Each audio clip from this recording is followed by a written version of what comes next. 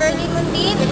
This is the class of Soksai 11 and I am here at Parian. So samahan niyo po ako para panoorin ang mga historical view here in Cebu. So this is the entrance. Here, this is the heritage of Cebu monument. This mammoth structure depicts significant moment in Cebu history, beginning with that fateful fight of April 21, 1521 in the island of Mactan, where native chieftain Lapu-Lapu killed Portuguese explorer Ferdinand Magellan. Then, for the more information, scan the code at right with your phone's QR code scanner. Then, for instructions, visit mycebu.ph at QR code. So, let's go. This is the entrance. Okay, go.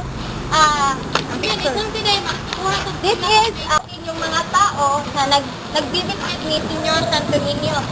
So, marami sila, may dalang mga kandila. So, kung nilibutin natin ang view nito, makikita din natin dito si Lapu-Lapu, which is nagdadala siya ng isa. So, here, samahan niyo ako para makita na ang lahat ng view dito sa Parian. So, ito naman, dito may lagusan. So, may lagusan, no? Lagusan.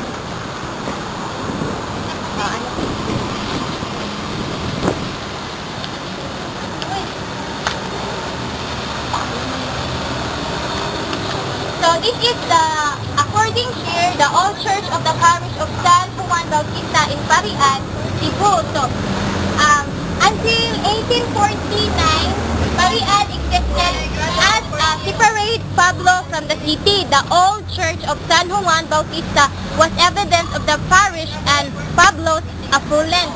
Some accounts talk about the size and grandeur of the San Juan church, which reveals, if not dwarfed, the cathedral. So, in 1828, the conflict between prominent Parian families and the Agustinian Guerreros over ownership of some tracts of land in Talamban and surfaced. A long better legal battle between the two parties ensued, which eventually ended to the disadvantages of the Parian officials. And the parish of San Juan Bautista, which was run by secular priests, was dissolved in 1830. So, but appeal survived for the next few years. It was finally abolished in 1849 and absorbed by the cathedral, which was at that time administered largely by regular priests. The next historical place that here in Cebu is the Santo Niño Church, wherein makikita natin dito ang isang imahe ng Holy Child na si Senyor Santo Niño.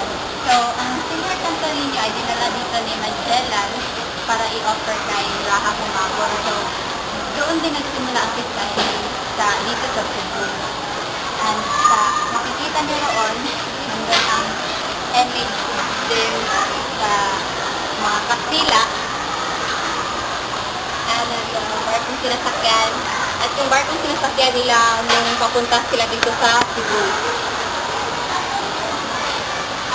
Ang imahe na rin ito ay nagpapakita na ang Christianity sa Cebu ay nagsisimula noong pagdating ng mga Kastila.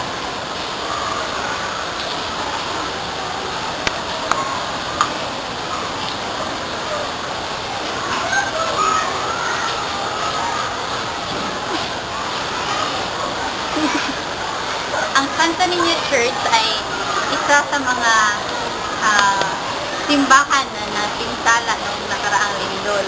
Kaya hindi tayo makakapasok doon. Kaya nandito lang tayo sa labas, sa may prayer area. Dito nag-aalay ng mga prayer yung mga tao.